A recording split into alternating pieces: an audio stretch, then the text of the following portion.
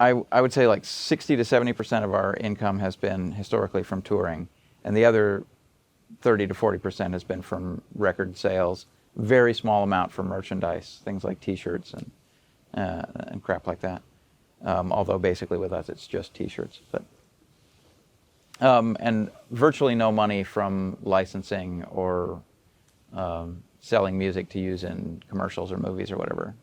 We get asked to do stuff like that every now and again. I'm of two minds about that. On one hand, I kind of feel like I don't really care if somebody puts our music in a movie or in a skate video or a video game. I don't really care.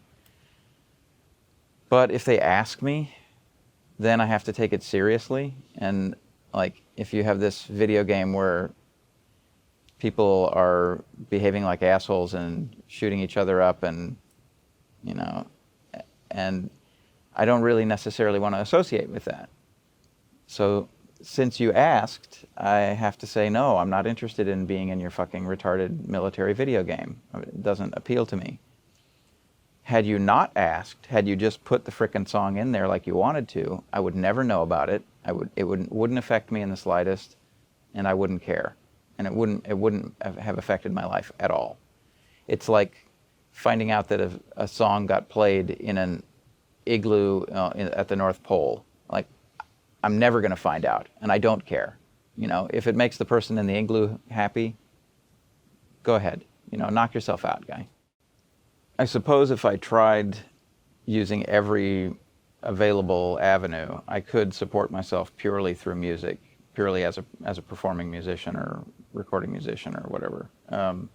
I don't think it would be a very satisfying lifestyle, because whenever you do something that has a marginal viability as a business, and you decide to make that your life's work, you end up having to commit so much of your energy to covering the bills and making the money that the creative aspect of it, or the aspect of it that you initially enjoyed, inevitably suffers. It must suffer, because you no longer have the same relationship to it.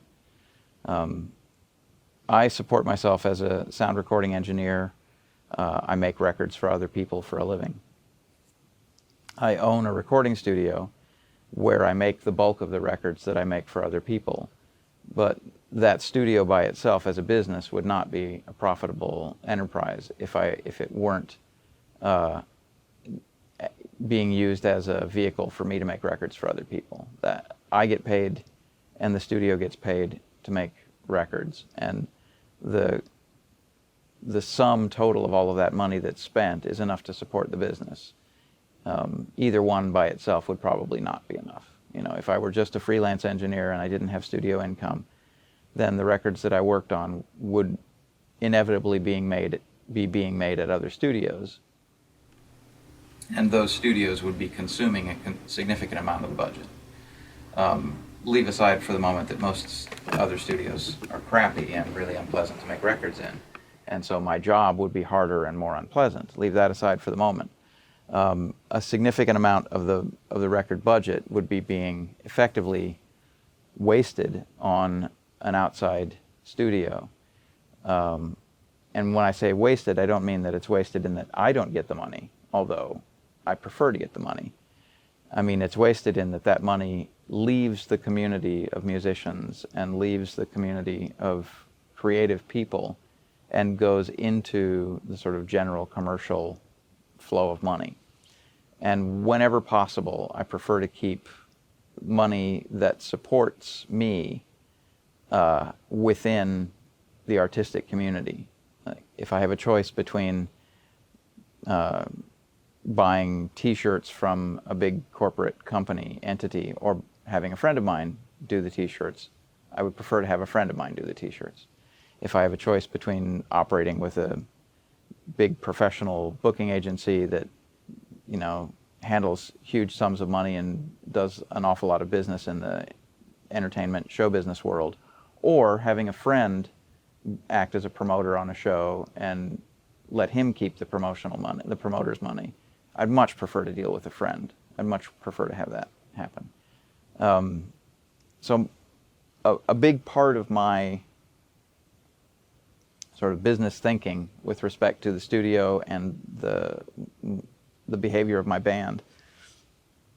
Insofar as we behave like a business, we try to keep as much money as possible within the creative community and within the peer group of other musicians and other people that are from that background that may serve other roles. Like that, the guy that runs the record label that we use, Touch and Go, has been a friend of mine for 30 years.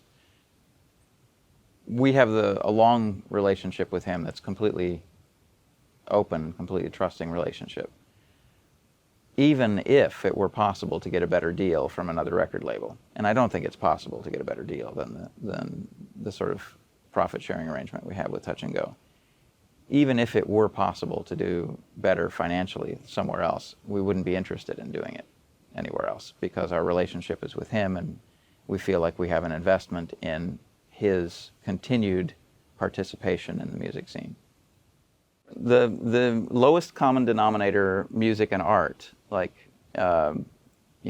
cop movies and romantic comedies make a lot more than abstract films about suffering. Like Eat Your Bowl of Nothing. Like movies like that don't make money. Movies like like Love on a Train, like those movies make money because they appeal. If they appeal to anyone, they appeal to people who have a casual interest in film. They don't appeal to serious students of film, right?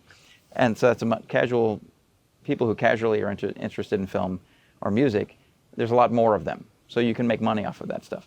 And if the only music that's allowed to be performed is music that's profitable, then that means the large-scale stuff is all going to be pop music and bullshit, right?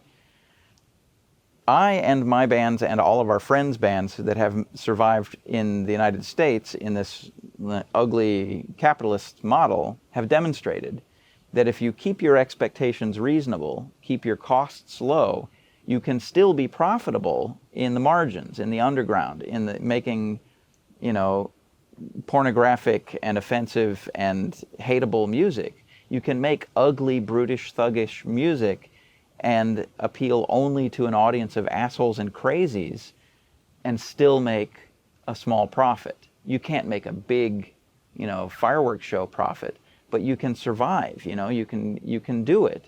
You just need to keep your expectations reasonable.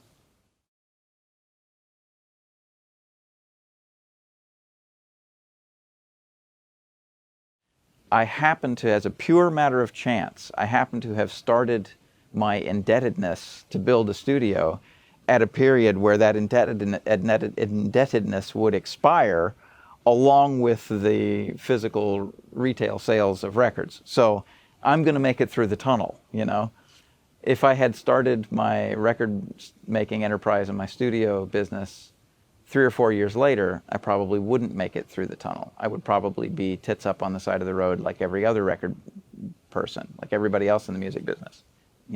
Dead broke, raging at the empty sky, why have you done this to me,